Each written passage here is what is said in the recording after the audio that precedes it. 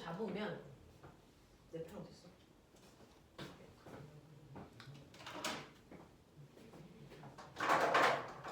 등속운동에서 계형을 잡으면 자 시간에 따라 속력은 일정하고 됐어? 시간에 따라서 위치는 일정하게 증가하고 이게 등속운동이야. 맞죠? 여러분들은 등속운동 중심으로 문제가 나올 거니까 이 그래프는 머릿속에 잘 넣으셔야 되고요. 그래프에는 항상 숨을 수 있는 곳이 있다. 그게 바로 기울기와 면적이다. 그중 기울기는 언제나 x축분의 y축의 변화량으로 계산하면 되니까 그래서 기울어진 그래프에서는 시간분의 위치 변화량 이 그래프의 기울기가 속력 또는 속도구나. 근데 1초일 때 기울기와 2초일 때 기울기가 똑같으니까 속력이 일정한 운동, 등속운동이 맞구나. 알겠어? 이 얘기야. 자, 그런가 하면 여러분들이 알고 있는 어떤 애는 시간 위치 그래프가 이렇게 비례하는 애도 있고 이렇게 비례하는 애도 있어. 둘 다 등속인 건 맞지만 1번의 속력이 훨씬 더 빠른 등속운동을 하고 있다. 알겠습니까? 이 정도는 비교해야 돼. 자, 그 다음에 시간 속력 그래프에서 면적은요. 면적은 무조건 가로 곱하기 세로니까 x축과 y축의 곱이 항상 면적에 숨어 있어. 그래서 이 면적은 속력 곱하기 시간이야. 그래서 이 면적은 간거리 또는 거리를 얘기해. 요런 얘기였어. 됐죠? 자, 그런가 하면 등가속도 운동은요. 시간에 따른 속도 변화량 가속도가 일정해서 속도가 일정하게 빨라지는 운동에 대표적으로 자유낙하가 그래. 맞죠? 자, 그래서 얘는 시간에 따라 속력이 일정하게 빨라지니까 시간 위치 그래프에서 기울기가 점점 커져야 되겠죠? 기울기가 점점 커지게 그리면 이렇게 그리면 속력이 일정하게 빨라지는 운동이죠. 되겠어? 그래서 우리는 등속운동과 등가속도 운동의 개형도 이제 다시 한번 복습해 본다. 자, 그렇다면 6번에 있는 시간 위치 그래프예요. 그러면 시간 위치 그래프니까 이 그래프에다가 여러분들이 쓰셔야죠. 기울기는 속력이야. 되겠어요? 기울기는 속력입니다. 얘는 기울기가요. 이렇게 되잖아요. 그럼 처음에는 점점 빨라지고 있었구나. 그랬다가 속력이 감소하는 거구나. 이런 얘기예요. 되겠어? 자, 그래서 이 자동차의 속력이 가장 빠른 구간을 찾아라. 거기는 밑줄 치고 쓰세요. 기울기가 가장 큰 거 찾아라. 이 뜻이잖아요. 그래서 기울기가 가장 급한 구간을 찾아라 라고 얘기했으니 굳이 구하지 않아도 기울기가 가장 급한 60초에서 90초 사이가 속력이 가장 빠를 거야. 이런 얘기입니다. 되겠어? 이런 느낌을 받으셔야 되겠습니다. 자, 그 다음에 7번 보시면 오늘 해드리고 싶은 핵심이 얘고요. 우리 중학교에서 이 부분이 빠졌고요. 사실은 물리 1에서 하고 있는 부분인데 얘가 자꾸 나오고 있습니다. 매 해마다 나오고 있어요. 자, 우리 이걸 뭐라 그러냐면 돌림 힘이라고 한다. 태규야, 저 문 닫아봐. 자, 지금 태규가 뭐하고 있니? 문을 돌리고 있죠. 열어, 태규야. 문을 돌리고 있죠. 되겠어요? 자, 이렇게요. 문을 우리 닫는다라고 하지만 사실은 문을 닫고 여는 걸 물체를 회전시킨다 그럽니다. 되겠어? 자, 그 중에서 오메가 봐. 세 물체가 이렇게 있는데요. 얘네들은 모두 다 처음에 정지 상태였어. 자, 근데 내가 첫 번째 A한테는요. 오른쪽으로 10N, 왼쪽으로 10N의 힘을 이렇게 동시에 팡 줄게. 그러면 정지한 물체가 어떤 상태로 바뀔지를 생각해봐.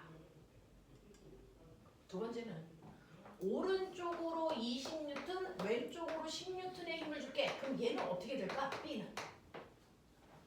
세 번째, 얘는 오른쪽으로 10N, 왼쪽으로 10N을 줄게. 얘는 또 어떨까? 생각해보세요. 맨 처음에 정지 상태였는데 힘을 이렇게 빡 줘. 그러면 A는? R자임 얼마? 0입니다. 힘은 물체의 모양이나 그래서 운동 상태를 변화시켜서 이동하게끔 만드는 거잖아. 근데 얘는 R자임이 0이야. 그러면 얘는 이동할까 안 할까? 안 합니다. 그냥 그대로 정지한 상태라고 하는 아주 멋진 단어가 나옵니다. 되겠어? 자, 그럼 얘는 알짜임이 얼마니? 오른쪽으로 12죠. 그럼 얘는 뭐 할까? 오른쪽으로 갈 겁니다. 그쵸? 그러니까 얘는 정지한 상태가 아니고 이동합니다. 오른쪽으로 10N의 힘을 받아서. 맞죠? 그럼 얘는요? 알짜임 얼마입니까? 이게 골 때려요. 이 알짜임 얼마니? 이거 알짜임 얼마니? 알짜임 0입니다. 왜? 하나는 오른쪽으로 16도, 하나는 왼쪽으로 16도 서로 반대 방향이잖아. 알짜임은 0이 맞아요. 그러면 얘도요. A와 똑같이 정지되어 있나요? 아니죠. 얘는 정지는 아닐 것 같죠? 뭘 같습니까? 회전합니다. 위에 있는 힘이 아래로 내려오는 방향. 이렇게 얘는 돕니다. 그럼 얘는 회전하네? 그러니까 B도 C도 정지는 아니네. 그럼 이제 정지라는 개념을 다시 생각해봐. 정지되어 있다는 건 이동도 하지 않고 회전도 하지 않아야 정지라고 표현할 수 있는 거야. 되겠어? 그 중에서 정지되어 있는 물체를 이동시키는 건 뭐 때문이야? 알짜의 힘이 존재하니까 그런 거야. 되겠어? 알짜의 힘이 있으면 이동할 수 있는 거고 알짜의 힘이 없으면 이동 안 해. 그래서 꼬맹아 얘 봐. 얘 회전을 하지. 근데 이동하니? 얘가 옆으로 이렇게 가니? 안 가요. 그 자리에서 돌기만 합니다. 되겠어? 왜? 알짜의 힘이 0이라서 그렇습니다. 되겠어? 자, 그래서 물체를 이동시키는 능력은 알짜 힘이야. 알짜 힘이 0이면 물체는 이동하지 않아. 되겠어? 얘도 알짜 힘은 0, 얘도 알짜 힘은 0. 그래서 이동은 안 합니다. 그 위치에 있습니다. 얘는 알짜 힘이 0이 아니라서 가는 겁니다. 근데 회전은요? 회전은 알짜 힘이 아니고 물체를 회전시키는 거. 아까 태류가 문을 닫았다 열었다 하면서 문을 회전시킨 거잖아요. 자, 저 능력은 알짜 힘이 하는 게 아니고 물체를 회전시키는 능력. 그걸 우리가 돌림 힘이라고 불러요.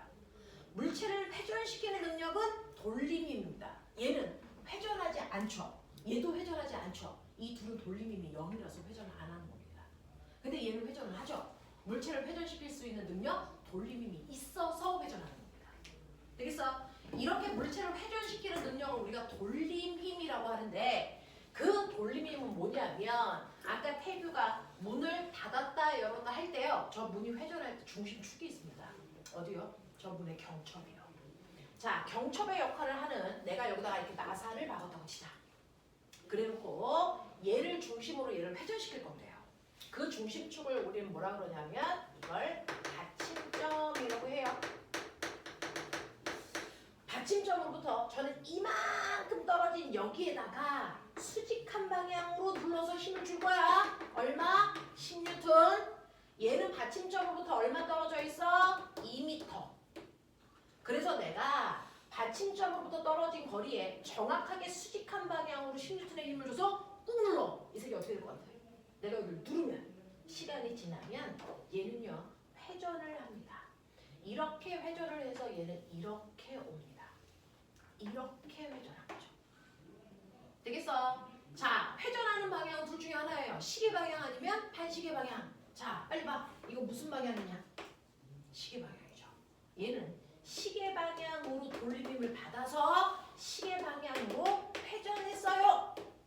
자, 그러면 이 물체를 회전시킬 수 있는 능력, 돌림힘을 우리가 기호로 이렇게 써요. 타우라고 읽어요. 돌림힘 어떻게 구합니까? 라고 얘기하면 돌림힘은 받침점으로부터 떨어져 있는 거리에다가 수직한 방향으로 작용한 힘을 곱하시면 돼요. 됐어? 힘 곱하기 떨어져 있는 거리. 알겠냐? 이 얘기예요. 그러면 얘는 10N의 힘을 받침점으로부터 2m 떨어진 곳에 줬네. 그 힘을 받아서 얘는 회전했네. 그러면 얘한테 준 돌림힘이 얼마야? 숫자는 숫자끼리 계산, 단위는 단위끼리 계산하니까 20Nm가 물체를 시계 방향으로 회전시키는 돌림힘을 준 겁니다. 그래서 회전한 겁니다. 알겠어? 이렇게 돼요. 자, 이 돌림힘을 가장 많이 쓴 게 뭔 줄 아세요? 그게 우리가 아가였을 때 탔던 시소입니다. 시소가 이렇게 있는데요. 여기에 우리 아빠가 80kg짜리 아빠가 이렇게 앉아 계신 거야. 됐어? 그럼 80kg짜리 아빠니까 아빠는 똥꼬로 얘를 이렇게 수직으로 누르죠. 얼마? 800N의 힘으로. 근데 아빠가 받침적으로부터 얼마만큼 떨어진 곳에 앉아 계시냐면 1m 떨어진 곳에 앉아 계세요. 그럼 아빠가 똥꼬 쭉 누르겠죠. 그래서 아빠 혼자 있으면 이 시소는 보시는 것처럼 반시계 방향으로 회전해서 이렇게 가려고 할 겁니다. 그러면 아빠가 준 반시계 방향의 돌림힘이 얼마입니까? 라고 하면 받침점으로부터 떨어진 거리 1m에다가 800N의 힘으로 눌렀으니까 아빠가 준 반시계 방향의 돌림힘은 800Nm예요. 이게요. 되겠어? 근데 이때 아빠가 앉을 때 동시에 반대 방향에 아들도 앉은 겁니다. 조그만 꼬맹이가 이렇게 앉아 있는 겁니다. 되겠어? 자, 얘는 20kg짜리 아가가 앉아 있어요. 그럼 이 아가도 똥꼬로 누릅니다. 얼마? 200N의 힘으로. 그래서 아가는 시소를 거꾸로 이렇게 보이세요? 시계 방향으로 회전시키려는 돌림힘을 줄 건데 어떻게 하면 이 크기가 같아서 아빠 쪽으로도 안 휘어지고 아들 쪽으로도 안 휠까요? 이게 문제예요. 됐어요? 네. 아들은 200N이니까요. 얼마나 멀리 떨어진 곳에 앉으면 되겠니? 4m 먼 곳에 앉으면 아들도 시계 방향으로 돌림힘을 800N을 주기 때문에 어느 쪽으로도 기울이지 않는 이 상태를 멋진 말로 우리는 뭐라고 하냐면 돌림힘 평형 상태가 돼요 라고 얘기하는 거야. 그래서 균형을 맞춰야 돼. 됐어? 자, 이때 머리 있는 척해. 이 문제는 꼭 알아야 돼. 이 돌림힘 평형 상태가 됐을 때 잘 보시면 받침점으로부터 떨어져 있는 길이 비가 몇 대 몇인 줄 아세요? 보이세요? 1대 4. 근데 균형을 유지하려면 작용하는 힘의 크기가 몇 대 몇이면 되는 줄 아세요? 얼마? 4대 5. 그래요. 값이 같겠죠. 되겠어? 그러니 친구랑 서로 막 얘기를 하면서 나는 저 아이의 몸무게가 궁금해 물어봐도 얘기를 안 하잖아요. 그럼 어떡하면 돼? 시소에 앉으면 되죠. 내가 먼저 앉아있고 균형을 유지할 때까지 친구 보고 앞뒤로 가서 앉으라고 하면 되겠죠. 그랬을 때 멈췄을 때 우리 둘의 길이 비율과 반비례하는 게 우리 둘의 무게 비율. 알겠어? 그럼 무게를 할 수 있죠. 이렇게 되는 거야. 이게 돌림힘이야. 알겠어? 이 돌림힘을 이용해서요. 우리는 인간들이 제일 많이 사용하는 지뢰를 만들어요. 지뢰에 2000N짜리 엄청나게 무거운 물체를요. 받침점부터 1m 떨어진 곳에 내가 올려놓고 얘를 이렇게 들고 싶어요. 여기까지 이렇게 들어 올리고 싶다고요. 되겠어? 그래서 저는 받침점으로부터 5m 떨어진 곳에서 누를 겁니다. 몇 N의 힘을 주면 얘를 서서히 들어 올릴 수 있을까? 이 얘기입니다. 바로 돌림이 평형이 되는 힘을 주면 그대로 멈춰 있거나 등속도로 회전시킬 수 있어요. 되겠어? 그러면 길이비가 몇 대 몇이니까? 1대 5니까 힘의 비는 얼마? 5대 1에 해당되는 힘만 주면 되죠. 그래서 400N의 힘을 눌러주시면 그래서 얘가 등속도로 회전해서 물체가 여기까지 오게 할 수 있다고요. 되겠어? 자, 그랬을 때 머리 좋은 척해. 그래서요. 제가 400N의 힘으로 눌러서 저기까지 내려왔어요. 제가 내린 길이가 얼마인 줄 아세요? 이거 2m예요. 얘 몇 미터 올라갔을까요?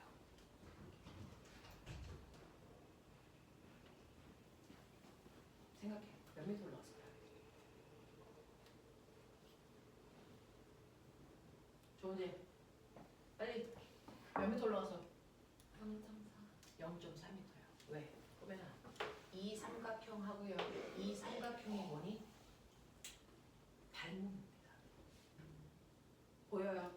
그래서 길이비가 1대 5기 때문에 이 길이비도 1대 5여야 된다. 보여? 그래서 얘가 0.4m 올라가서 무거운 물체를 여기까지 들어 올리는 일을 한 겁니다. 이래? 닮은 사용하는 거 알겠어? 그랬을 때 우리가 지뢰라는 걸 이용해서 내가 일을 합니다. 만약에 지뢰를 안 썼으면 내가 이 물체를 들어 올릴 때 이 물체를 직접 들어 올리면 무려 2000N의 힘을 줘야 얘를 들 수 있죠. 그래서 0.4m를 이동시켜서 내가 한 일이 800줄이 됩니다. 이게 내가 직접 할 때야.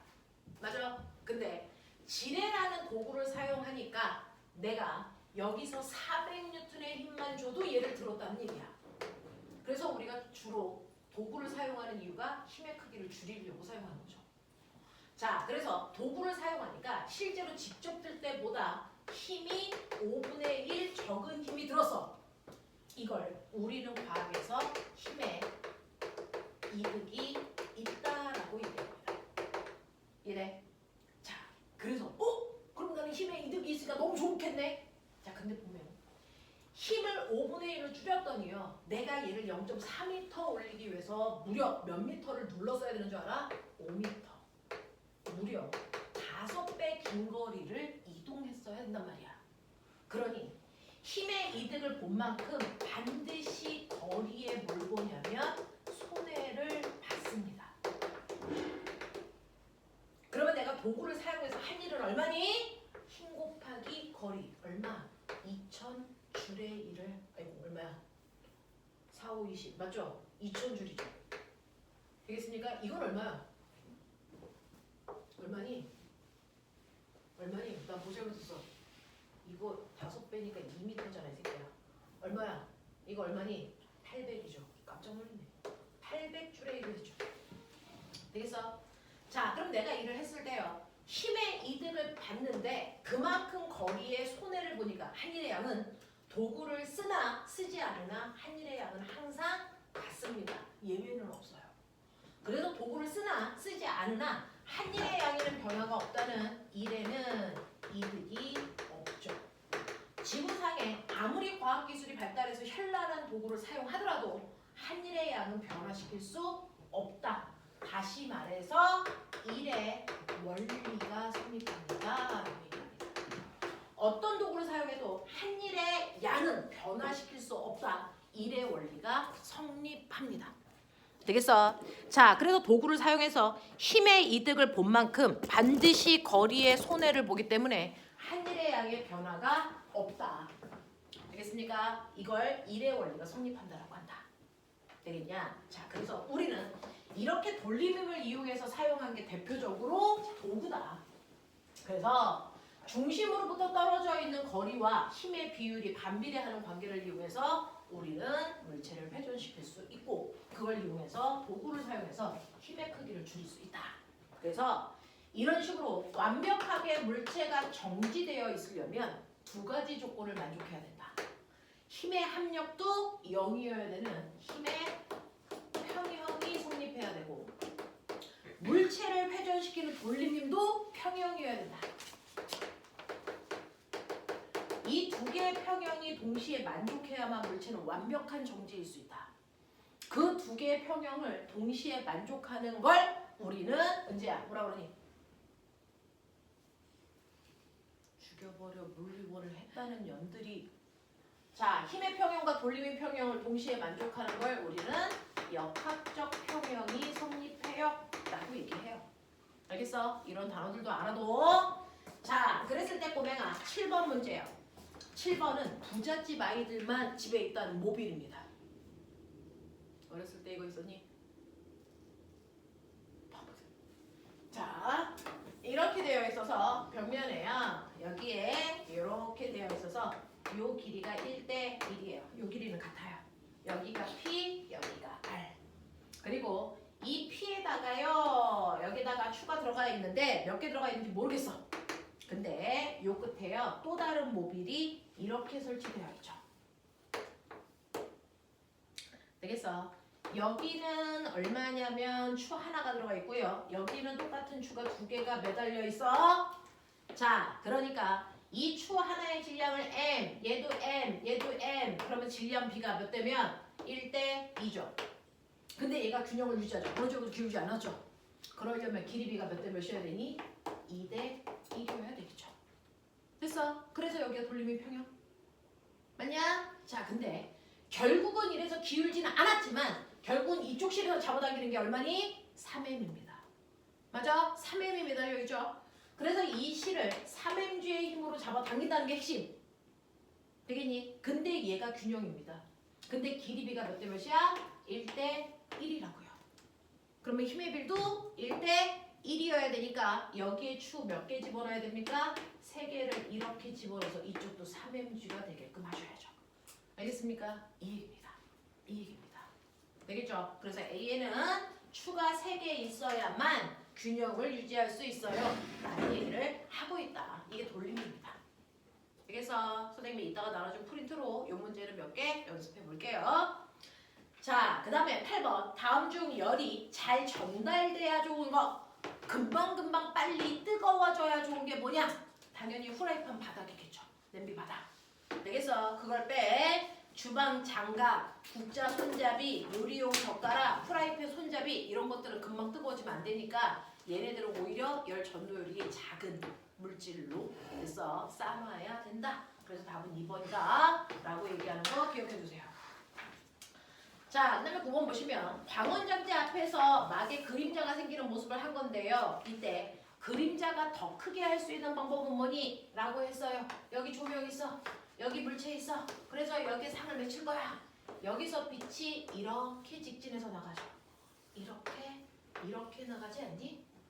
그러니까 막이 여기 있으면 그림자가 이만큼 생기는데 막을 뒤로 할수록 그림자가 점점 커지죠. 알겠습니까? 자, 그래서 그림자를 더 크게 하는 방법은 기억 됐어. 막과 물체와 광원장치 사이의 거리를 조절해서 그림자를 더 크게 하는 거야. 그래서 당연히 광원과 막을 고정하고 물체를 광원 쪽으로 옮긴다. 물체가 여기 있으면 되겠습니까? 네, 그림자는 더 커지겠죠. 막하고 물체 사이의 거리가 더 멀면 거야.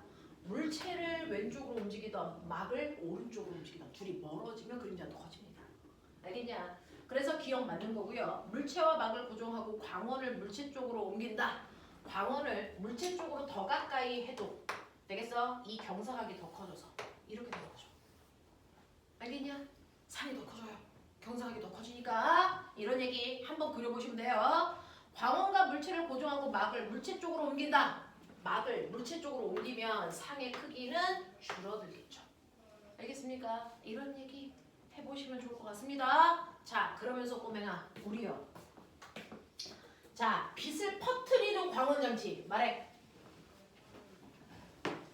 머릿속에서 안 끄집어내냐? 빛을 퍼뜨리는 광원장치.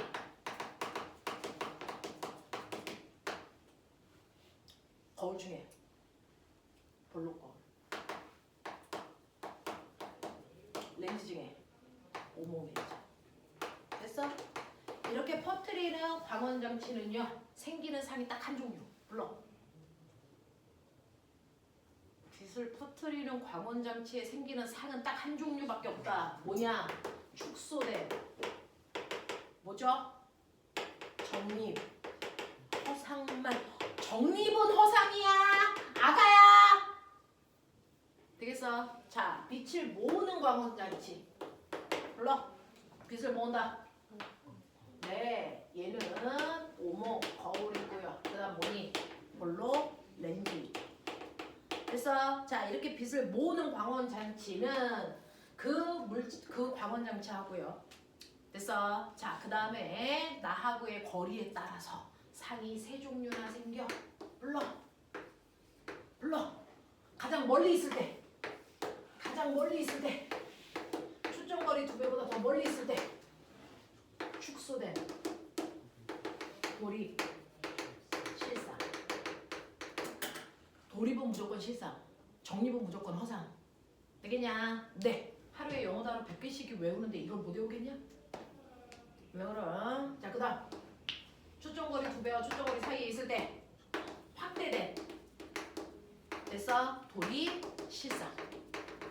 초점거리 안으로 들어왔을 때 확대된. 정립, 허상. 알겠어? 자, 그러면서 내가 물어볼게요. 허상은 스크린에 못 맺힙니다. 그냥 눈에 보일 뿐 스크린에 맺힐 수는 없습니다. 되겠어? 스크린에 맺히는 건 실상밖에 못 맺힌다. 알겠냐? 스크린에 맺히는 건 실상밖에 못 맺힌다. 알겠지? 자, 기억해 두시면 됩니다. 뒤에 가면 나오죠. 자, 10번 가죠. 그림은 못에 에나멜선을 50회 감고 에나멜선에 전기 회로를 연결해서 전자석을 만듭니다. 자, 감은 못을 클립에 가까이 가져가니까 클립이 전자석이 되어서 붙었습니다. 자, 전자속에 붙은 클립수를 늘리기 위해서 다시 말해서 자기력을 더 세게 하려면 가문수를 증가시키거나 전압을 높이거나 이렇게 하는 거죠. 됐어? 그러면 더 세지해서 클립이 더 많이 붙을 수 있어요. 그래서 전지를 직렬로 세게 연결한다? 맞습니다. 이렇게 하면 전압이 세져서 전류가 세지니까. 자, 못을 나무젓가락으로 바꾼다? 병신입니다. 그래서 나무젓가락은 전자석의 역할을 할 수가 없다. 도체가 아니라서. 디귿. 못의 N압에서는 50번이 아니고 150번 갑니다. 그러면 3배 더 세져요. 맞는 얘기예요. 알겠죠?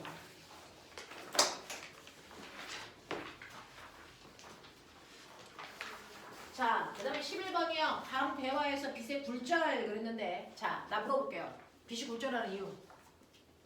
권, 말해. 빛이 굴절하는 이유는 매질마다 해. 이게 공기 중에서 물속으로 빛이 가다가 꺾이는 걸 굴절한다 그러잖아. 왜 굴절해야 되니? 매질마다 빛이 전달되는 속력이 달라서예요. 됐어? 빛이 전달되는 속력이 다른 매질을 직진해서 통과할 수 없어서 꺾입니다. 그럼 나 물어볼게요. 무조건 공기에서 물러갈 때 빛은 무조건 굴절한다. 맞아, 틀려? 틀리죠. 수직으로 쏘면 굴절하지 않고 그냥 직방으로 가죠.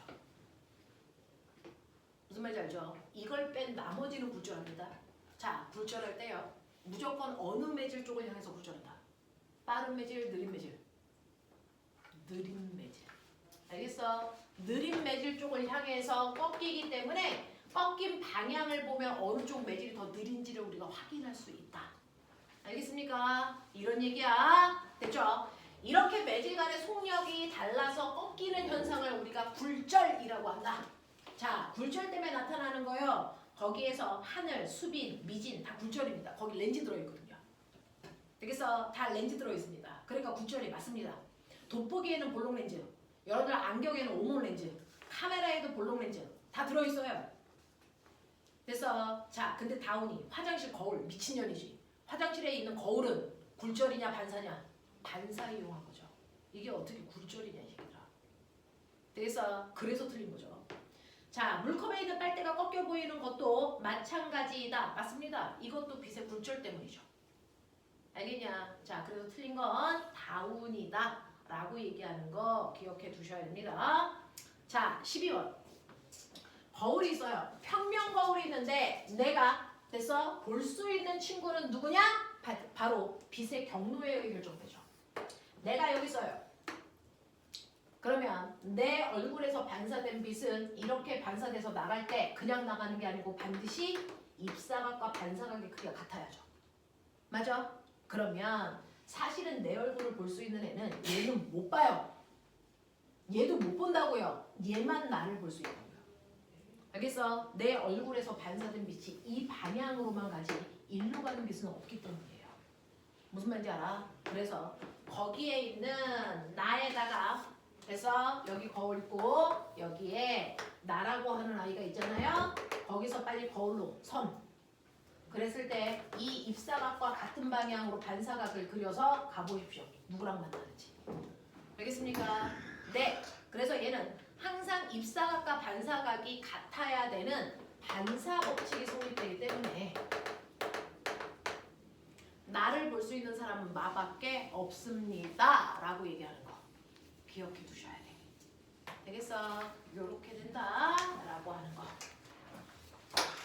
자, 13번.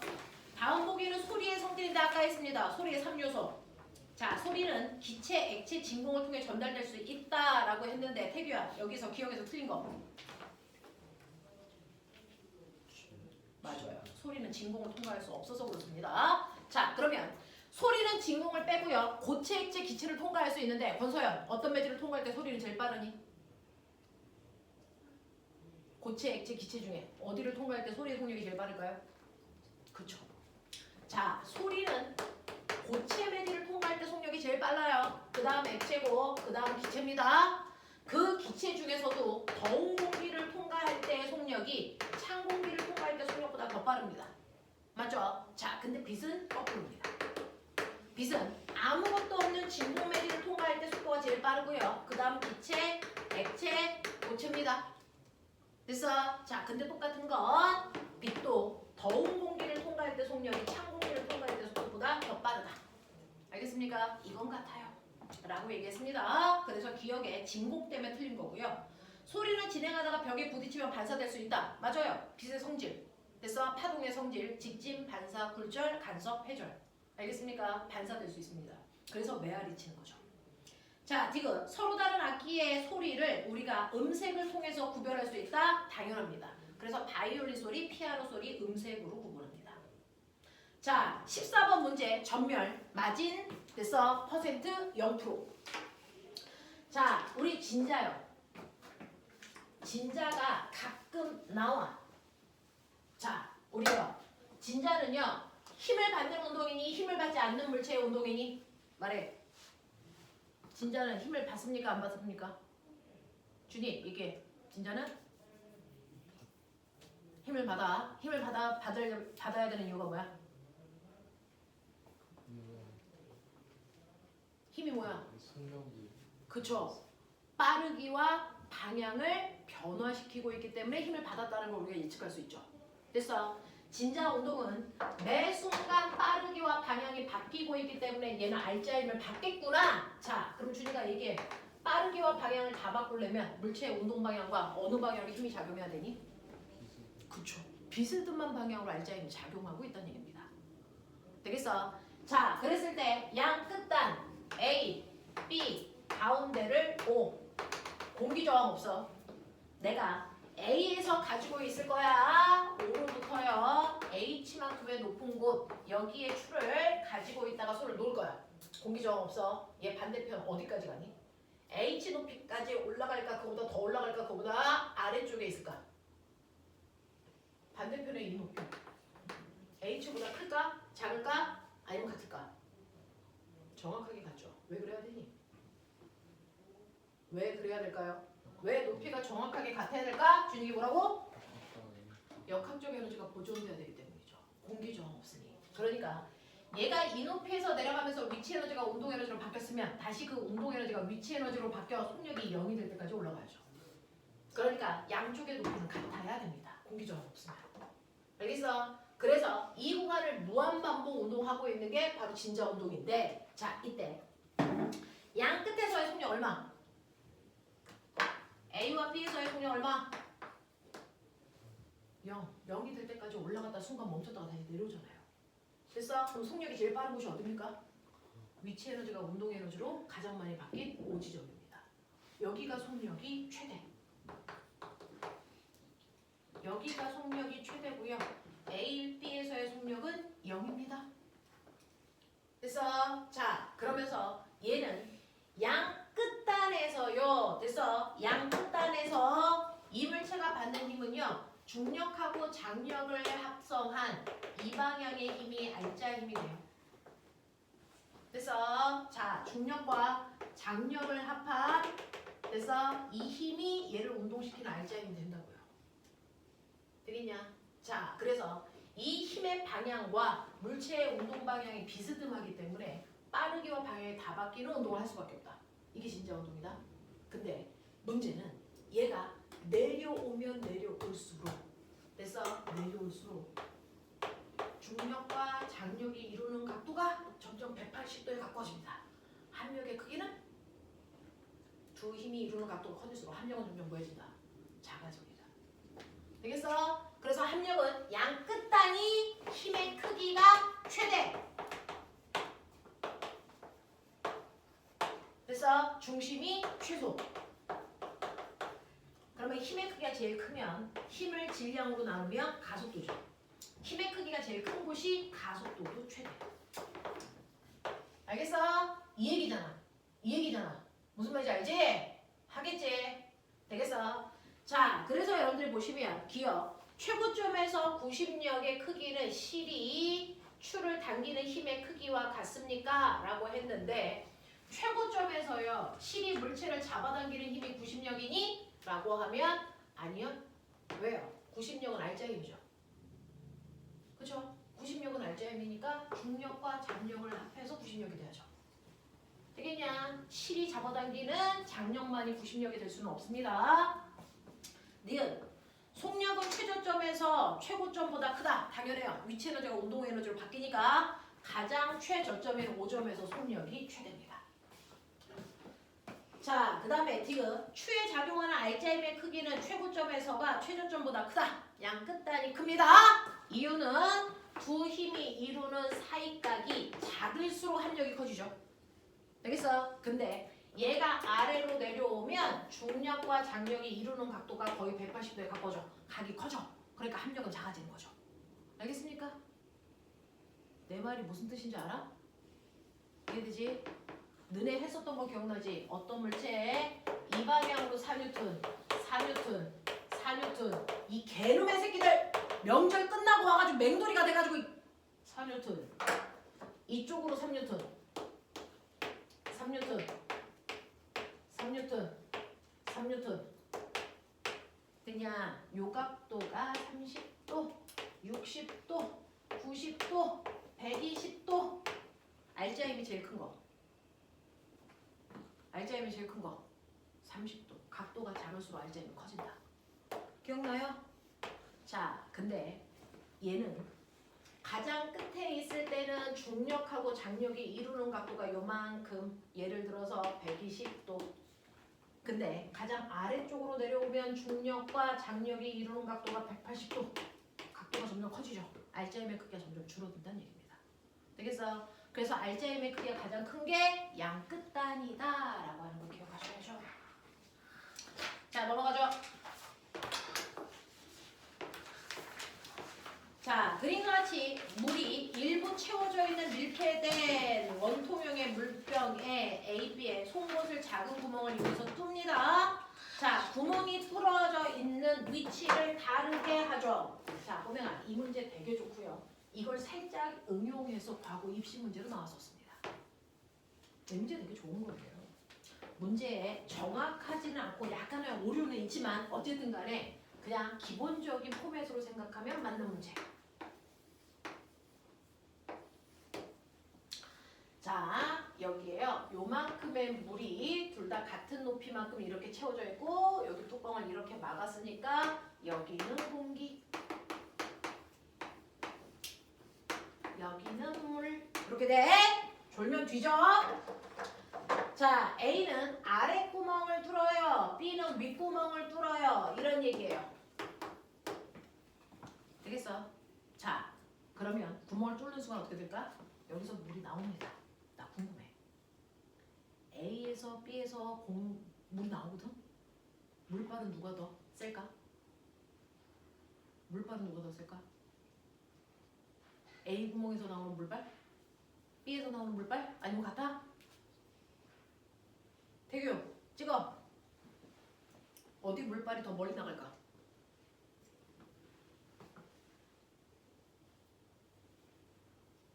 이런 거 어렸을 때 해보고 싶지 않았니? 페트병에 구멍 뚫고 어느 물발이 더 세게 나가는지. 과거에서는 높이가 다르게 구멍 3개를 뚫었어요. 그래서 윗구멍, 중간구멍, 아랫구멍의 물발의 세기를 비교하는 문제가 인천과거 문제였어요. 되겠어요?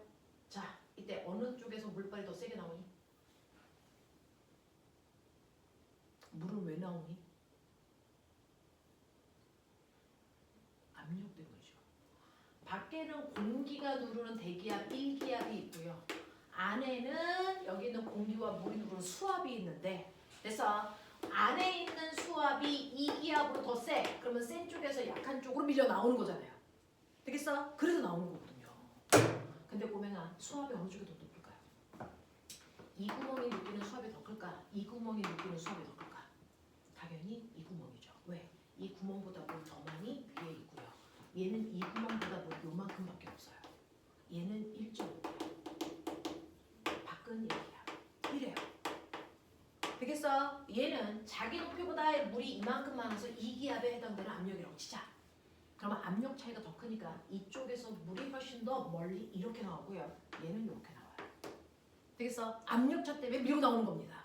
그럼 보면 압력차 때문에 밀고 나오는데 얘가 밀고 나가면서 물이 빠져나가죠? 물 높이가 점점 낮아지죠? 그러면 안에 수압이 점점 뭐 해집니까? 작아집니다. 그래서 언제까지 나와? 안에도 기압이 정확하게 1기압이 되면 더 이상 못 밀어. 멈춰. 되겠어? 더 이상 못 밀어. 그때 물이 멈춰요. 그때 물이 멈춥니다. 이쯤 돼서 멈춰요. 그러면 이때요. 자, 물이 여기까지 들어왔다면 여기가 바로 공기죠. 여기가 공기죠. 처음에 공기가 있던 양이 요만큼이었다가 됐어? 공기를 더 불어넣은 것도 아닌데 공기가 차지하는 부피가 커졌죠? 부피가 커지면 중학교 1학년 때 배웠어요. 압력은 작아지죠. 되겠어? 자, 요만큼 있던 아이가 부피가 이만큼 커졌어요. 요만큼 있던 아이가 부피가 이만큼 커졌어요. 그러니까 이 공기의 압력이 훨씬 더 작아지겠죠. 부피가 더 커졌으니까. 알겠습니까? 이 얘기입니다. 이해돼? 하겠어? 이런 얘기야. 그래서 여기에 있는 공기의 압력과 남아있는 이 위에 있는 물의 압력을 합해서 1기압이 되는 순간 이 물발은 더 이상 못 밀고 나와요. 멈춰요. 알겠냐? 이렇게 된다. 이렇게 된다. 라고 얘기하는 거야. 자, 그래서 보시면 기억. 물이 물병에서 새어나오다가 멈춘 후에 구명의 높이에서 물의 압력은 대기압과 같아요. 그래서 멈춘 겁니다. 니은 물병에서 새어나온 물의 부피는 A가 B보다 크다. 네, 조금 더 많이 밀려 나왔겠죠. 높이가. 그래서 똑같이 1기압이 되려면 그 위에 쌓여있는 물의 양은 같아야 된다. 요 구멍보다 위에 있는 높이가 같아야 돼요. 구멍보다 위에 있는 높이가 같아야 돼요. 되겠어? 자, 구멍보다 위에 있는 높이 요게 요만큼의 높이와 요만큼의 높이가 같아야 되기 때문에 내려온 물량은 얘가 훨씬 더 많이 빠져야죠. 알겠어? 이런 얘기야. 자, 디귿. 물이 물병에서 새어나오다가 멈춘 후에 물병 안의 공기의 압력은 A가 작습니다. 왜? 부피가 더 많이 커졌으니까. 됐어? 요런 얘기. 16번 가져와. 그림과 같이 실험 ABC에서 동일한 전구를 이용해서 단열재 위에 검은색 종이를 올려놓습니다. 자, 그래놓고 비스듬 위에 설치를 하는 건데 이때 봐. 꼬맹아. 지구는 무슨 모양? 지구는 둥그러. 이 실험을 왜 했게? 얘야. 이게 왜 했게? 이 16번의 그림이 뭐게? 지구는 둥그러요. 근데 햇빛이 평행하게 오고 있잖아. 그러면 우리가 알고 있는 적도라고 하는 여기는요. 햇빛과 검정색 판이 이렇게 거의 수직으로 위치하는 거야. 이 그림이 됐어? A, 조명과 검정색 판 사이의 관계. 이게 A야. 되겠어? 그리고 두 번째는요. 이 지표면이 B는 여기가 비스듬하잖아요. 검정색 지표면 판이 이렇게 있는 거예요. 근데 햇빛은 이렇게 오잖아요. 비스듬하죠. 그걸 그려놓은 게 B 그림이에요. 땅바닥이 비스듬하잖아. 햇빛과 이루는 각도가 그래서 작아졌다고요. 여기는 90도인데 여기는 햇빛과 이루는 각도, 멋진 말, 남중고도. 맞아요. 태양과 지면 사이에 이루는 각도, 남중고도가 얘는 45도밖에 안 돼. 더 가요? 극지방이요? 얘는요. 극지방 이렇게 오면 땅바닥이 이렇게 되어 있잖아요. 그러면 땅바닥이랑 햇빛이 이루는 각도가 10도밖에 안 돼요. 그럼 꼬맹아 생각해봐. 여기에서 지금 내가 켜놓은 이 광원 장치가 랜턴이라고 치자. 랜턴을 내가 이렇게 켰어. 랜턴을 이렇게 켰어. 그러면요. 실제로 여기 땅바닥에요. 얘는 랜턴을 켰을 때 빛이 이렇게 집중해서 여기서 나오는 100이라는 에너지가 요 면적에 들어와요. 이 면적이 1제곱미터라고 치자. 1제곱미터 안에 100이라는 에너지가 들어와서 여기 땅바닥을 뜨겁게 하는 거예요. 근데 이렇게 비추면 100이라는 에너지가 이렇게 가죠. 땅바닥을 똑같이 100이라는 에너지가 오는데 비추는 면적은 10제곱미터입니다. 그러면 1제곱미터당 들어오는 에너지는 겨우 10밖에 안 된다는 거예요. 비스듬하면. 이거 더 비스듬하게 뉘어볼래? 비스듬하게 더 뉘어보면 이렇게 되거든요. 비추는 면적이 훨씬 넓어져요. 그러니까 100이라는 열이 퍼지는 겁니다. 그러니까 같은 면적에 들어오는 에너지는 줄어들 수밖에 없어요. 그래서 적도에서 극지방으로 갈수록 빛이 돼서 에너지는 똑같은데 넓게 퍼지기 때문에 같은 면적에 들어오는 에너지의 양이 줄어들어요. 그래서 태양의 남중고도가 90도로 높을수록 그 땅이 더 뜨거운 거죠. 햇빛이 집중해서 들어오니까. 알겠습니까? 그래서 지구는 둥글기 때문에 왜 적도는 더 뜨겁고 극은 차갑니? 라고 물어볼 때 지구가 됐어? 적도 지방이 태양이랑 가까워서요. 미친 소리예요. 실제로 우주의 관점에서 보면 꼬맹아 지구가 요만하거든? 적도와 극 사이 거리 차이가 그렇게 많이 나니? 안 나요. 적도가 태양이랑 가까워서 더 뜨거워요. 이런 바보 같은 소리 하면 안 돼요.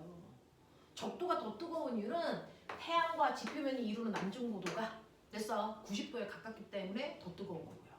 극지방으로 갈수록 남중고도가 비스듬해지기 때문에 됐어 네 단위 면적당 받는 햇빛의 양이 줄어들어서 추운 거거든요.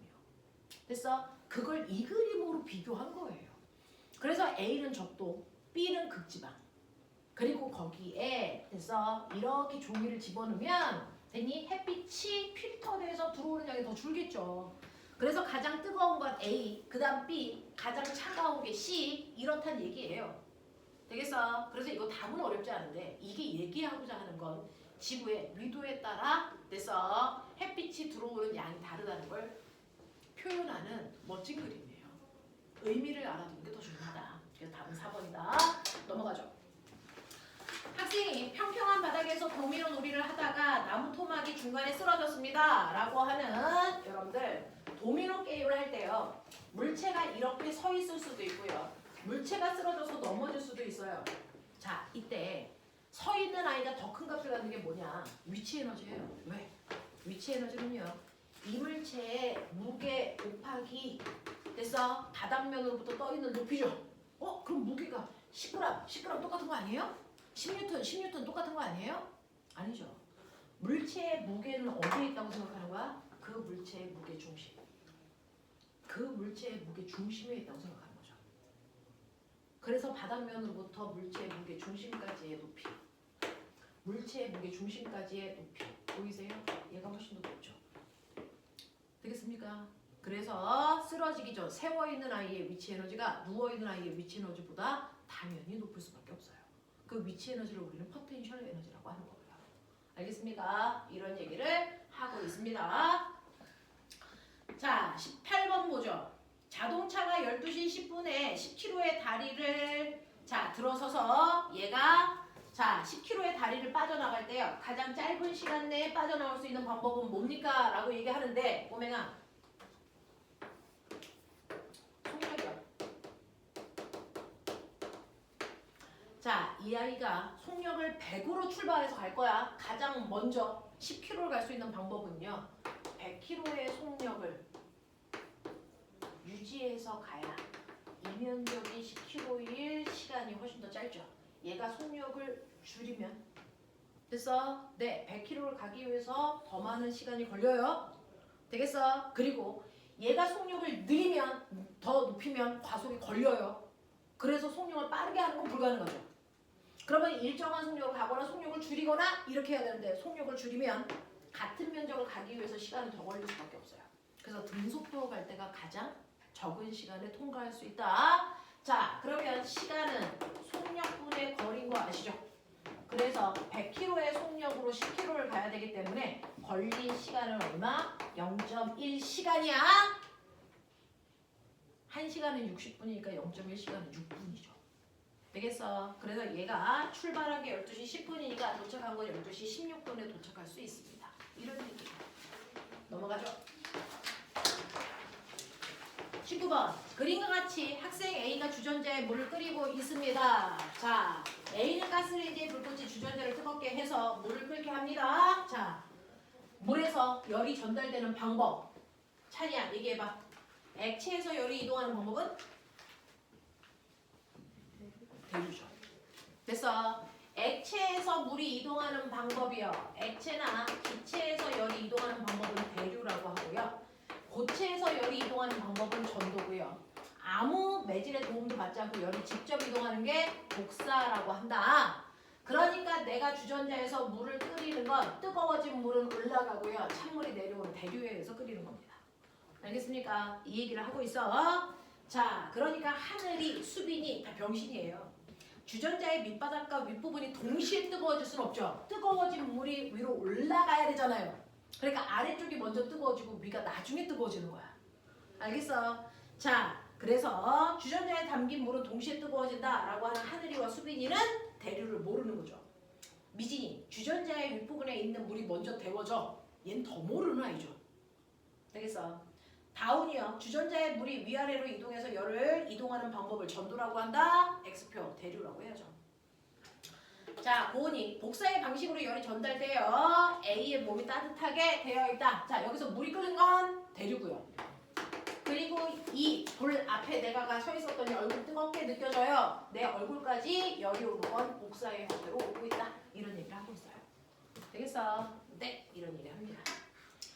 20번. 극지방에서 사는 북극곰의 몸에서 일어나는 열 전달 방법. 전도, 대류, 복사. 요거 생각하라는 겁니다. 자, 그 중에 고쳐드릴게요. 하늘이요. 하늘이 대류가 아니고 복사입니다.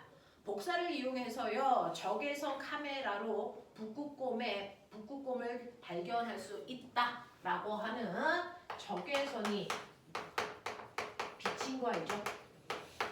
빛은 어떤 매질의 도움도 받지 않고 직접 이동하는 전자기파다. 기억납니까? 네. 그래서 얘는 전자기파의 형태로 어떤 매질의 도움도 받지 않고 직접 이동하는 거니까 복사의 형태로 온다.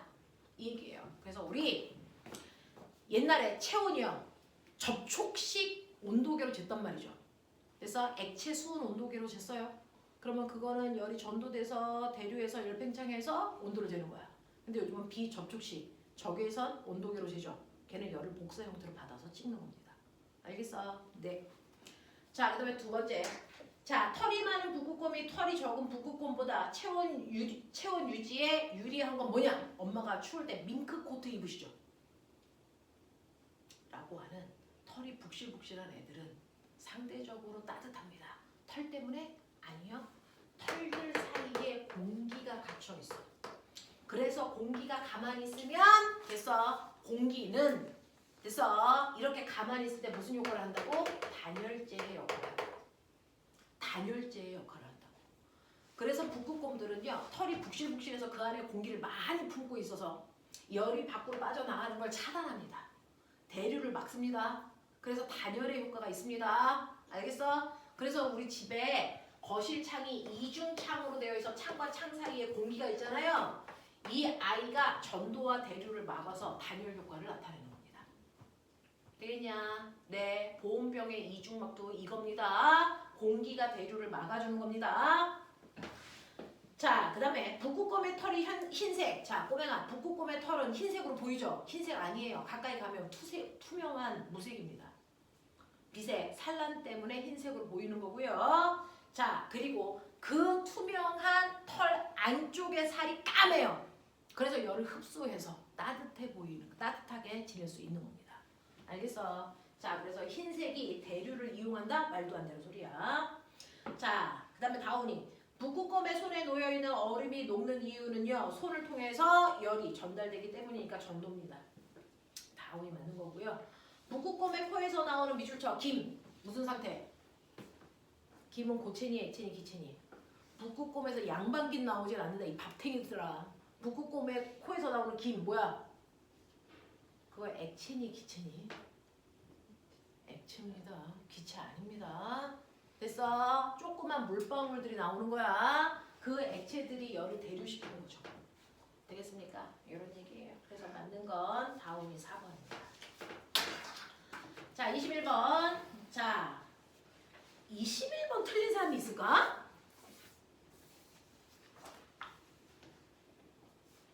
자, 21번은요. 센스 3번 먼저 보시면 돼요. 3번 먼저 보시면 여기가 N극이고 여기가 네모, 세모인데 얘하고 얘가 서로 밀어내는 청력이 작용한다 그랬잖아요. 그러면 여기가 N극이겠죠. 그러면 이게 S극이겠죠. 되겠어? 네. 그러면 네모의 N극, 세모의 S극을 놓으면 이제 2번 그림 가세요. 2번에 네모, 세모, 얘 N, 얘 S. 근데 옆에 있는 애와 서로 당기는 인력이 작용한답니다. 그러면 별표는 S. 됐어? 동그라미는 N. 이런 식으로 찾아가시는 겁니다. 실수하지 마세요. 22번. 그림과 같이 전지와 동일한 전구 가나를 연결해서 전기 회로를 구성하였더니 가와 나의 불이 모두 켜졌습니다. 잠시 후에 가의 필라멘트가 끊어졌다. 밑줄. 자, 가가 끊어졌다는 얘기는 가가의 스위치가 열렸다 이런 뜻입니다. 자, 그러면 꼬맹아 거기에 있는 가하고 나는 무슨 연결이야? 병렬 연결이야. 병렬 연결의 특징이 뭐야? 독립되어 있다는 거야. 그러니까 가를 키던 상관없이 나의 밝기는 변화가 없다. 이 얘기잖아요. 무슨 말인지 알아? 예를 들어 여기가 2옴짜리야. 여기가 2옴짜리야. 여기 6볼트야. 그럼 병렬이니까 얘 혼자 6볼트. 얘도 혼자 6볼트. 맞아? 그러면 이쪽에 흐르는 얘가 얼마? 3A. 여기도 3A. 그래서 처음에는요. 가에도 나에도 3A씩 줘야 되니까 여기에 흐르는 전류가 6A 가다가 가가 끊어지면 가한테 3A 줄 필요 없으니까 여기는 3A가 흐르고 얘는 여전히 3A 흐르고 있죠. 그래서 위에 있는 가가 끊어지던 그대로 있던 나의 밝기엔 변화가 없습니다. 이게 병렬의 특징이죠. 병렬은 독립된 구조라서 윗줄의 영향을 안 받는다. 알겠습니까? 이게 켜지던 꺼지던 상관없다. 변하는 건 전체 전류의 세기만 바뀌는 거다. 알겠습니까? 이런 얘기 넘어가죠. 자, 23번. 소를 기르는 목장에서 소가 갑자기 풀을 먹지 않거나 먹는 양이 줄어들면 소가 혹시 금속 같은 거를 같이 먹어서 위를 찌르고 있기 때문에 그런가 봐. 그래서 여기다가 자석을 집어넣어서 철 조각들을 붙여서 똥으로 같이 배설될 수 있게끔 해준대요. 이런 치료를 한대요. 그래서 이때 자기력을 이용하는 거니까 3번. 이 문제를 왜 나왔는지 모르겠어요. 그래서 네, 이건 틀리면 뒤진다. 자, 그래서 자기력 이용한 거니까 3번입니다. 자, 그 다음에 24번 가죠. 24번은 전동기입니다. 우리 한 번 한 적이 있어요. 전동기는요. 이렇게 영구자석이 있고요. 여기에 이렇게 전류가 흐르는 미음자 도선이 있어. 플러스 마이너스. 여기 A, B, C, D. 정신 차려. 이제 우리요 오늘 빼고 수업 2번만 하고 끝이야. 이제 다 왔어. 엄청 고생했어. 엄청 고생했어. 됐어요. 엄청 고생하셨습니다. 근데 여러분들 1학기 때 중간고사 대비하면서 자기가 과학을 공부할 때 힘이 드는 정도를 보면 아 그래도 내가 방학 때 올림을 해서 과학을 받아들이는 속도가 되게 좋아졌구나를 그때 느끼세요. 조금만 집중해서 결과도 잘 받을 수 있게끔 하시면 좋을 것 같아요. 고생했으니 고생한 보람은 느끼셨으면 좋겠습니다. 지금 여러분들이 봤던 이 시험지가 제 요번에 봤던 모의고사가 작년에 선배가 70 작년이 아니고 재작년에 선배가 70 몇 점을 받아서 대상을 받은 시험지입니다. 그러니까 그 정도 점수대가 되면 대상대가 나오는 거고요. 그 다음에 수상권 안에 들려면 40점대 중후반 이 정도가 수상권 안에 들어가요. 그래서 너네가 못하는 건 아닌데요. 실수를 조금 줄이시고 그래서 한두 문제만 더 건지면 여러분들이 받는 등급이 달라질 거예요. 등급이 달라지는 거야. 그러니까 남들 다 맞아야 되는 그 문제를 틀리지 않게끔 해주시는 게 중요합니다. 그래서 남들도 틀리는 문제 틀리셔도 돼요. 그거 가지고 뭐라고 안 합니다. 그리고 우리가 안 했던 것들 나왔는데 제가 틀렸어요. 그럼 되죠. 틀리셔도 돼요. 그거 가지고 뭐라고 안 합니다. 대신에 남들 다 만든 문제는 맞게 해주시는 게 중요합니다. 그중 전동기 잘 보세요. 여기가 플러스니까요. 전류는 플러스에서 이렇게 갑니다. 그래서 AP에서 전류가 이렇게 흐르고 이렇게 가고 이렇게 갑니다. 그리고 외부 자기장이 이렇게 형성되어 있어요. 그러면 전류와 자기장이 동시에 흐르는 곳에는 반드시 흰 자기력이 있습니다. 그 자기력의 방향을 우리는 오른손에 엄지손가락이 전류, 내 손가락이 자기장. 그랬을 때 손바닥이 보고 있는 게 흰 방향이다 이랬거든요. 그랬을 때 여러분 센스 A, B가 받는 힘의 방향과 C, D가 받는 힘의 방향은 정반대다. 맞죠? 그래서 우리는 A, B 하나만 제대로 하자. 얘 전류, 자기장, 얘 안쪽으로 눌리는 방향을 힘을 받고 그럼 얘는 바깥으로 나오는 방향으로 힘을 받으니까 얘 안으로 눌려, 얘 밖으로 나와. 그래서 얘는 보시는 것처럼 이 방향으로 뺑글뺑글 돈다? 이거 거짓말. 안 돌아요 이렇게. 되겠어요? 왜? 이 A, B는 항상 안쪽으로 눌리려는 힘만 받아요. 이 상태면. 그러면 얘가 눌려서 반대 방향으로 가도 여기서도 A, B는 눌리려고 그러니까 이리로 갑니다. 그래서 반바퀴마다 회전 방향이 이렇게 반대로 바뀌어요. 그래서 한 방향으로 계속 돌 수 없습니다. 되겠어? 그래서 어떻게 해야 됩니까? 얘가 이쪽에 왔을 때 왼쪽에 왔을 때 눌리는 힘이 받지만 오른쪽에 왔을 때는 밖으로 나가려는 방향으로 힘을 받아야 됩니다. 힘 방향을 정반대로 바꿔줘야 됩니다. 그래야 한쪽 방향으로 계속 돌 수 있죠. 맞아요? 그러려면 어떻게 해야 됩니까? AB가 반바퀴 돌아서 이 위치에 AB가 오면 AB에 흐르는 전류의 방향이 위쪽이 아니고 얘처럼 아래쪽으로 내려가게 하셔야 돼요. 그래서 반바퀴 돌 때마다 전류의 방향을 거꾸로 바꿔줘야 된다. 알겠어? 그러려고 직접 여기다가 플러스가 아니고 반달 모양의 정류자라는 걸 만들어서 정류자 여기에 붙으면 플러스 이쪽에 붙으면 마이너스가 되게끔 해서 AB가 왼쪽에 와서 붙으면 플러스가 되고요. 오른쪽으로 가서 붙으면 마이너스가 돼서 반바퀴 돌 때마다 전류 방향을 반대로 바꿔주려고 그래서 한 방향으로 계속 회전할 수 있게끔 만들어 놓은 게 정류자. 근데 이거 만들기 귀찮아. 그러면 간이전도기. 됐어? 얘는 이렇게 도선이 있으면요. 그 도선을 괜히 반만 베끼는 겁니다. 됐어? 여기만 반만 이렇게 베끼는 거죠. 반만 이렇게 베끼는 겁니다. 그래서 이쪽이 전류가 흐르는 통하고 닿았을 때 이 베낀 쪽 여기가 닿을 때 전류가 흐르게 해주는 거예요. 됐어? 그래서 이렇게 돌 수 있게끔. 되겠냐? 그래서 한쪽만 전류가 흐르고 반대쪽으로 왔을 때 전류를 아예 차단해서 그냥 관성에 의해서 한 방향으로 계속 돌 수 있게끔. 됐어? 이런 구조예요. 그랬을 때 전류가 세면 더 빨리 돌아요. 전류의 방향을 반대로 바꾸면 거꾸로 돌아요. 알겠습니까? 이렇게 해주는 겁니다. 되겠죠? 그래서 정류자의 역할을 하기 위해서 반만 베껴요 라고 얘기한다. 우리 한번 본 적 있어요. 자, 그래서 기억 보시면 에나멜 선을 절반만 벗긴 에나멜 선에 벗긴 쪽이 아래쪽 금속판이랑 닿아야 전류가 흘러요. 그래서 아래쪽으로 내려갈 때 전류가 흐르는 거예요. 그래서 기억 맞습니다. 에나멜 선에 전류가 흐를 때 고리가 자석처럼 작용해서 고리를 회전시킵니다. 되겠습니까? 거기에 자기장이 생겨야 힘이 생기니까 자석처럼 움직인 거야. 맞는 얘기고요. 에나멜 선의 양쪽 끝부분에서 에나멜 선을 모두 벗기면 고리의 회전이 더 빨라진다. 모두 벗기면 꼬맹아 됐어. 그냥 반바퀴 돌 때마다 회전 방향이 바뀌어요.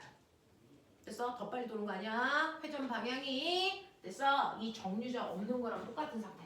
반바퀴 돌 때마다 회전 방향이 거꾸로 이렇게 돌았다가 이렇게 오고 이렇게 돌았다가 이렇게 오고 됐어? 그냥 이렇게 하는 거야.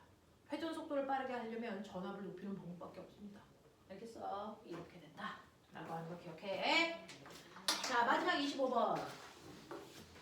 그림과 같이 금속 막대의 한쪽 끝에 알루미늄을 됐어 놓는 건데 꼬매가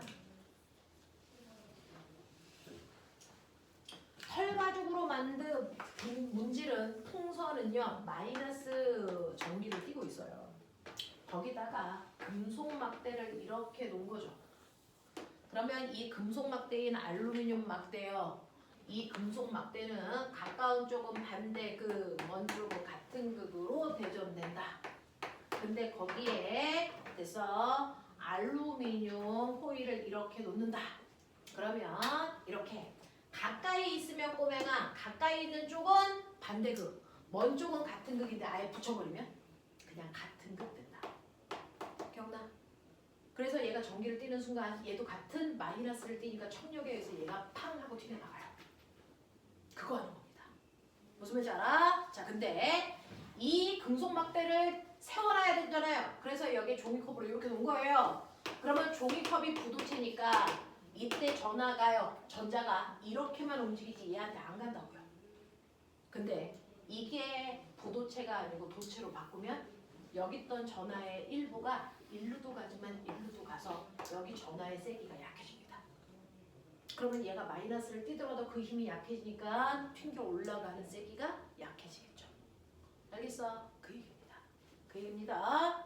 자, 그래서 기억. 털가죽에서 고무풍선으로 전자가 이동해서 고무풍선이 대전되었다. 네. 고무풍선이 마이너스가 됐다는 얘기는 털가죽에 있던 전자가 넘어왔다는 얘기입니다. 자, 알루미늄 포일에 마이너스 전하가 유도됩니다. 네, 붙여있으니까 같은 극이 되니까 마이너스 전기를 띈다. 이런 얘기고요. 자, 종이컵을 금속컵으로 바꿔놓아서 실험을 하면 알루미늄 호일이 더 멀리 간다가 아니고 더 조금밖에 못 날아갑니다. 되겠어? 이런 얘기들. 자, 그래서 이건 24년도 2월 달에 시험 봤던 기출문제 시험을 봤습니다. 25개. 되겠어? 네. 이렇게 해서 지난번에 여러분들 배웠던 것도 한번 총정리를 해보고요. 선생님 별도로 질문 안 받았어요. 그냥 1번부터 25번까지 풀로 다 설명을 하면서 그동안 했던 것들도 한번 정리해드리고 그리고 우리가 빠졌던 부분들도 한번 해봐드렸습니다. 되겠어? 무슨 말인지 알겠어? 자, 여기서 틀린 것들 중에서 다시 한번 보셔야 되는 것도 있어요. 특히 남들 정답률이 높은데 나 혼자 틀린 문제들은 그걸 틀렸을 때 등급이 나올 수 없습니다. 그런 문제들은 반드시 빠른 속도로 익히셔야 돼요. 그렇죠? 그런 과정들을 빨리 하시고 그 다음에 선생님이 두 번째 이거 나눠드린 거 있죠? 요번 주 일요일 날 하는 마지막 수업이에요. 다음 주부터는 일요일 수업이 없겠죠? 그래서 이번 주 일요일 날 하는 마지막 수업입니다. 그때까지 이거를 풀 겁니다. 자, 지금부터 10분 정도 있어요. 빨리 풀어보시고 맨 뒤에 있는 내용은 그래서 거기에 선생님이 아마 문제가 43번까지 있는데요. 그 중에서 35번부터는 과학적 용어들이야. 그래서 얘네들은 한번 여러분들 뭐 달 진동처럼 처음 듣는 단어들을 조금 익숙해지게끔 몇몇 개의 내용들을 뽑아서 붙인 거니까 이거는 모르겠으면 뒤에 답안지 보고 한번 읽어보시면 돼요. 대신에 34번까지는 재정신 차리고 풀어야 돼. 시작.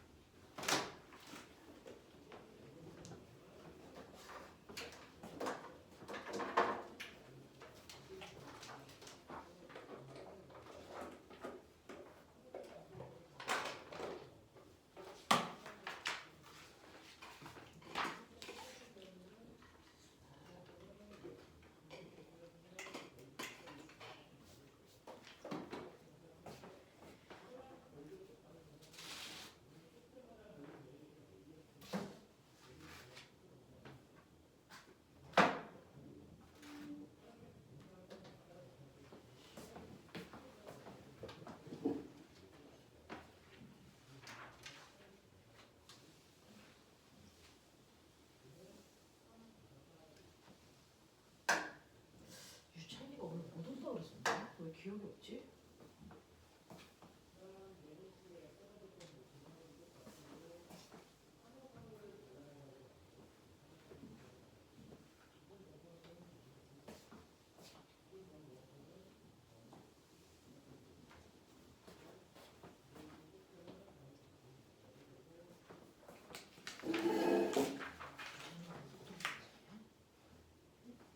유찬이 오늘 못 온다고 하는 거 들은 사람